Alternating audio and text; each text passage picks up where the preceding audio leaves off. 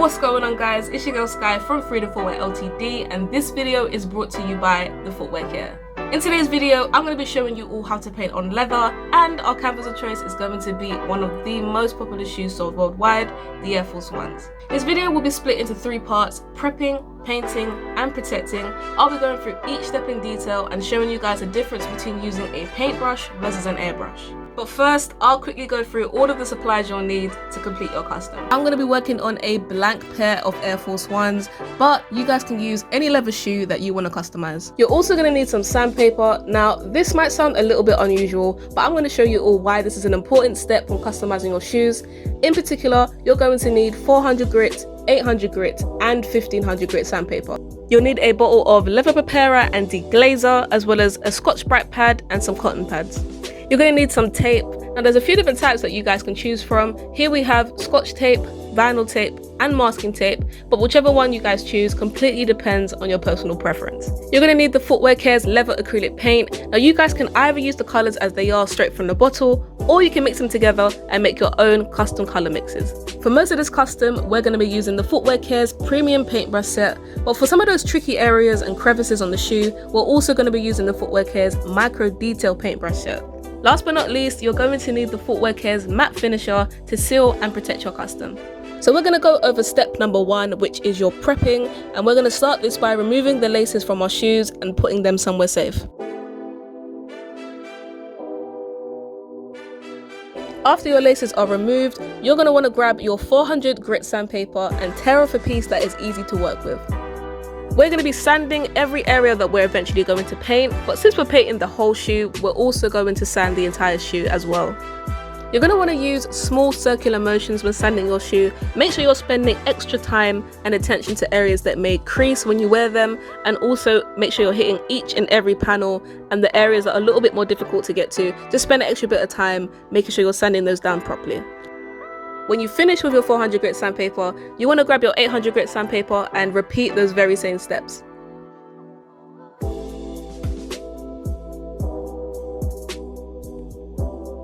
Now that we've finished sanding with our 400 and 800 grit sandpaper, you're going to grab your 1500 grit sandpaper and again repeat those same steps. So at this stage, if you guys see some grey areas and grey patches on your shoe, it is perfectly normal and is a result of the sanding that we've just done. Not all shoes are exactly the same, so you may not even experience or see any of these grey patches on your shoe, but if you do not be alarmed, it is perfectly fine and will be covered up when we start the painting process. Now that we've finished sanding, you want to grab your leather preparer and deglazer and apply that to your Scotch-Brite pad and rub down the entire shoe. This is going to remove the factory finish and top coat from your shoe and strengthen the bond between your paint and your leather surface.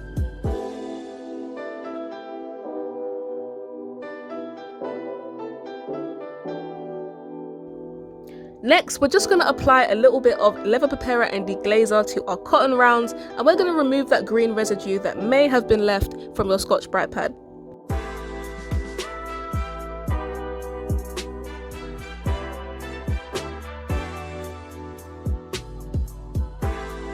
So this last step in our prepping process is completely optional. This is where we apply some tape to any areas that we don't want to get any paint on. Now, personally, I prefer not to use any tape when I'm painting using a paintbrush, but it is perfectly okay for you to go ahead and tape off any of the areas that you want to keep white and free from any paint. We're going to be moving on to the painting step of our process. This is where you're going to want to grab the Footwear Care's leather acrylic paint and choose the colors that you want to use to customize your custom. Don't be afraid to have some fun with this, guys, and make your own custom color mixes like I have.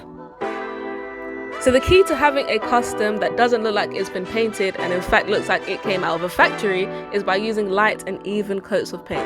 To achieve this look, you want to make sure that you're not using too much paint on your first couple of base coats, and also make sure that you're not loading up too much paint on your paintbrush also. Make sure that you're spreading the paint evenly when you apply it to the shoe, as this will prevent any brush marks or brush strokes being shown through the paint. So the general rule of how many layers of paint you should put down is between 4 to 6 coats, but this can vary depending on the type of colours that you're using. For example, for darker colours you may see a solid and even coverage after just 3 coats, Whereas for lighter colours, you may need about 6 or 7 coats of paint before you see that same even coverage. But the more you practice and the more customs that you do will help you to identify exactly how many coats you'll need for different colours. Between each and every coat that you do, you will need to give your paint 10 to 20 minutes of air dry time before you go on to the next coat. You can use a heat gun or a hairdryer to speed up the drying time, but I do recommend to always give your paint at least 5 to 10 minutes of air drying time before you go ahead and apply heat using a heat gun or a hairdryer. Using a paintbrush is not the only way to apply paint to your shoes. There are tons of airbrush artists that either use both or solely use an airbrush when customizing their shoes, and I'm going to show you exactly how you can do it. So if you guys are going to use an airbrush, I definitely recommend taping off any areas of the shoe that you don't want to get any paint on. It is extremely hard to control the paint flow, and you will find that some of the paint will go in areas that you might not want it unless you tape it up first. You're going to need a product called thinner, and this is going to thin down your paint and allow it to pass through your airbrush easily. This is really helpful to avoid your airbrush from blocking at the tip, which could lead to a few mistakes when airbrushing. Now in my opinion, the Footwear Care's leather acrylic paint comes almost airbrush ready, so I wouldn't add too much thinner. Once you have a mixture that has a similar consistency to milk, I would say you're ready to go. All you need to do is pour your paint mixture into the paint cup on the airbrush, press down on the trigger to release the air pressure, and pull back the trigger to release the paint. We're going to be following the same painting rules that we discussed before. You want to make sure you're doing light and even coats of paint. Some people actually prefer to use an airbrush because it's much easier to control exactly how much paint is going on the shoe, and you also don't have to worry about any brush strokes or brush marks showing through the paint. Just like before, we're going to give each and every coat 10 to 15 minutes air drying time. Now that we've finished airbrushing, it's finally time to remove the tape. Sometimes you may notice after taking off the tape that there are some areas that still need to be painted. This is where we grab one of our micro detail paint brushes from the Footwear Care, and we apply the same paint to those areas so it blends in with the rest of the shoe. Overall, it's completely down to your own preference whether you want to use a paintbrush or an airbrush to complete your customs. And in a lot of cases, you may even decide to use both. We're finally on to the last step of the video, and this is the part where we protect our custom with the Footwear Care's matte finisher. This counts as an added layer of protection and security for your artwork. Go ahead and grab your laces that you put away earlier and put them into your shoe. Take some cool pictures and videos of your artwork and post them on your social media to share with the world.